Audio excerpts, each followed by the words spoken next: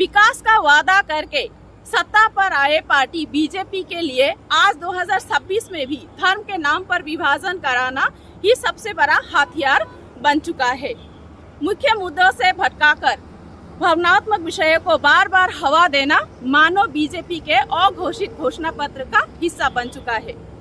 असम और पूर्वोत्तर के लिए एक्ट ईस्ट पॉलिसी के नाम पर जो ढोल पीटा गया था वो कई महीनों तक कागजों और भाषणों तक ही सीमित रहे। डेमोग्राफी और रीजनल आइडेंटिटी की रक्षा के सवाल पर केंद्र का रुख आज भी रहस्यमय बनी हुई है। राजनीति सेवा का माध्यम है, लेकिन वर्तमान केंद्रीय सरकार बीजेपी के लिए ये मानो एक अंतहीन चुनावी युद्ध बन चुका है।